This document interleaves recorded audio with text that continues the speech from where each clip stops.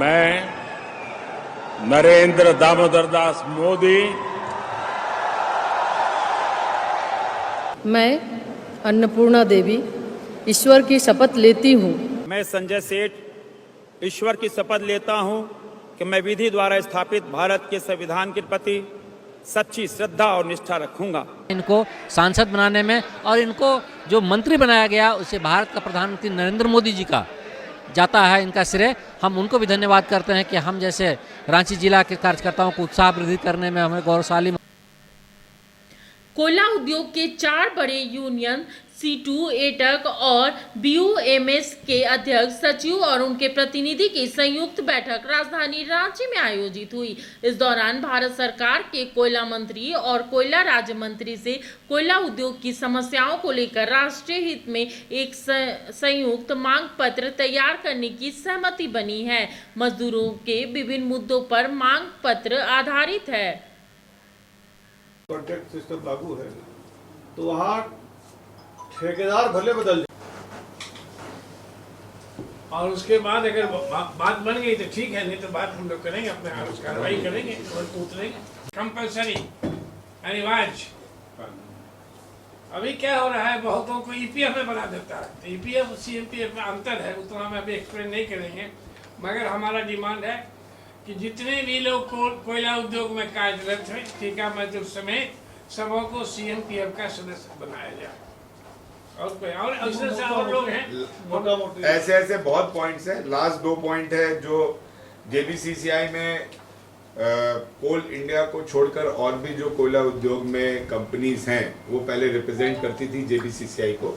इस बार भारत सरकार ने उन कंपनियों को JBCCI से हटा दिया और बस कोल इंडिया को JBCCI में इन्वॉल्व किया, जो JBCCI कोल इंडिया का पेटेंट है। सिंगरेनी भी इन्वॉल्व किया, लेकिन वहां पे टाटा को, रिलायंस को, ये सबसे हटा दिया गया। हम चाहते हैं कि JBCCI में उनको वापस एनरोल किया जाए। और लास्ट है कि जो हमारा Indian national mines worker federation है जो इंटक से एफिलिएटेड है, उनके रिप्रेजेंटेटिव को इस बार डबल बेंच से सुप्रीम कोर्ट से वर्डिक्ट मिलते हुए वो JBCCI 11 में रिप्रेजेंट किए। तो स्टैंडर्डाइज कमेटी और जो बाकी सब्सिडरीज कमिटीज हैं कोल इंडिया की, उसमें प्रतिनिधि के तौर पर हमें भी शामिल करने के लिए ये डिमांड चार्टर ऑफ में रखा गया है। ये सबका कंक्लूजन ये है कि हम लोग सबसे पहले ये मांग पत्र भारत सरकार के कोयला मंत्री और राज्य मंत्री को हम देंगे और वहाँ पर जो हमारे सीनियर लीडर्स हैं, जो हमारे रिप्रेजेंटेटिव्स हैं, उनसे वार्ता होने के बाद अगर वार्ता सफल रही तब तो ठीक है, अगर वार्ता विफल रही तो फिर हम आंदोलन के रूप में आगे अपना रणनीति तैयार करेंगे। उसकी सूचना आप लोगों को जो पूरे हिंदुस्तान में लागू। पहले हमें 1/1/17 से 20 लाख रुपए का ग्रेच्युटी जो है वो जो है लागू। 40,000 करोड़ कमाता है कोयला बेच के और 251 मिलियन टन जो कोयला इंपोर्ट करता है उसके लिए 2.5 लाख करोड़ से ज्यादा खर्च करती है भारत, विदेशी मुद्रा खर्च करता है और इसमें घपला है, ओवर इनवॉइसिंग है। 4 लेबर कोर्ट और बताइए ये जो अभी जो भारत सरकार नहीं बदलना चाहिए, ठेका मजदूर वही रहना चाहिए, तो कॉन्ट्रैक्टर भले बदल जाए। उसके लिए चेकअप सिस्टम के आधार से उस कॉन्ट्रैक्टर वर्कर्स के लिए भी लागू है। रिप्रेजेंटेटिव्स हैं उनके बीच हुआ, जिसकी अध्यक्षता हमारे पूर्व सांसद senior union leader Ravindra Kumar ji ने की।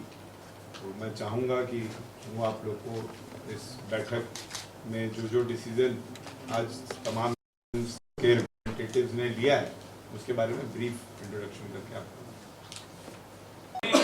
जो कोयला उद्योग में कार्यरत है, कोयला उद्योग नॉट ओनली कोल इंडिया में जितने भी पद रिक्त हैं अभी, उस पद पे अस्थायी नियुक्ति करो। अस्थायी से नियुक्ति का मतलब है अग्निवीर की तरह नहीं, terms of employment, fixed employment नहीं, अस्थायी नियुक्ति। जब तक उसका 60 ईयर्स है तब तक वो काम करेगा।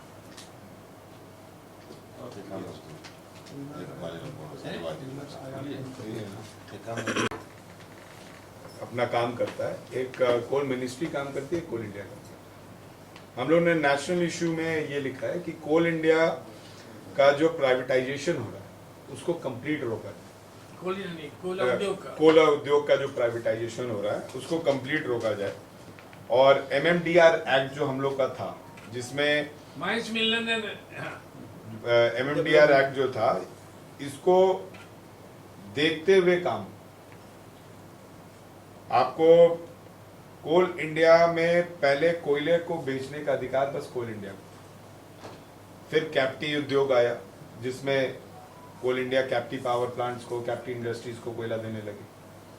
फिर MDU एक्ट आया जिसमें 2-2 साल 3-3 साल का MDU देने लगे।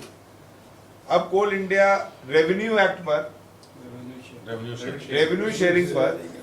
रेवेन्यू शेयरिंग पर कोल माइंसों का अलॉटमेंट कर रहा है, जिसमें कोल इंडिया बेचने का भी अधिकार अब उनको दे रहा है।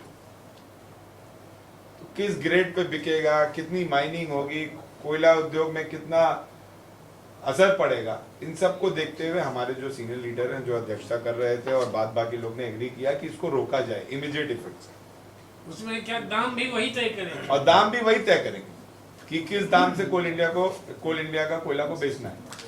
प्लस क्या है कि कोल इंडिया के कोयले को या हिंदुस्तान के कोयले को कोई रोक उन पर नहीं होगा। उनको 50,000 का CTO मिलेगा, वो 1 लाख टन उत्पादन करेंगे कि 2 लाख टन उत्पादन करेंगे, बैकडोर से चोरी होगी। तो उसको रोकने के लिए हम लोग ने किए। उसके बाद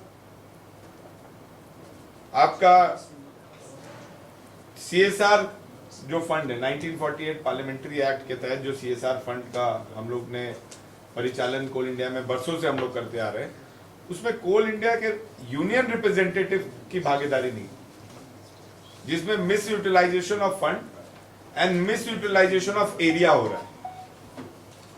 CCL का फंड बनारस चले जा रहा है, ACCL का फंड दिल्ली चले जा रहा है, MCL का फंड कलकत्ता चले जा रहा है। तो उससे कंट्रोल हम खोते जा रहे हैं और जो लोग प्रभावित हैं अपने अपने क्षेत्र में कोयले के उत्पादन के चलते, उनका डेवलपमेंट नहीं हो पा रहा। उसके बाद जो कोल इंडिया का हम लोग का कहना है कि CSR फंड में कोल इंडिया रिप्रेजेंटेशन, मजदूरों का प्रतिनिधित्व होना चाहिए, यूनियन रिप्रेजेंटेशन होना चाहिए। उसके बाद फिक्स टर्म एम्प्लॉयमेंट जो है वो पूरी तरीके से कोल इंडिया में बंद हो गई। अग्निवीर के तहत जो है अग्निवीर भी मत बोलो, उसी तरह यहाँ भी कोल भी दूसरा हमारा 940 का बहुत पुराना पेंडिंग मामला है, उसके बारे में बताएंगे। पहले हम लोग यहाँ था, हमारा एक आज भी एग्रीमेंट है कि जो मजदूर वह स्वस्थ हो जाते हैं विभिन्न कारणों से, बीमारी के चलते, तो उनके परिवार के एक आदमी को, उसके आश्रित के एक आदमी को नौकरी देने का प्रावधान था। इधर पिछले 6 वर्षों से 18 से, एम ए करेक्ट 16 से 18 में फैसला हुआ था, फैसला 18 में होगा, लेकिन 16 से बंद। अब जो भी हो बंद है करीब 6-7 वर्षों से। एग्रीमेंट में है कि मिलेगा 1.5 लाख से ऊपर मजदूर, परंतु अभी नहीं दे रहे हैं, उसको चालू करो, ये हमारा मांग है। नहीं, इसको हम लोग बोलते हैं मजदूरों की भाषा में, एग्रीमेंट का क्लॉज है 940 जो हमारा समझौता का क्लॉज है उसको लागू करो।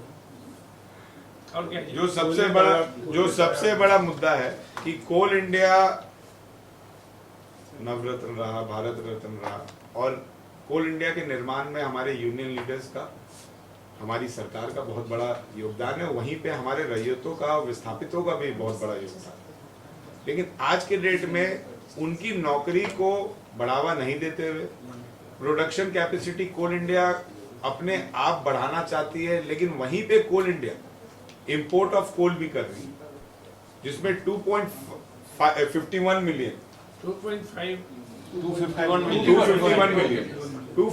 मिलियन का इंपोर्ट कोल इंडिया ने इस साल किया,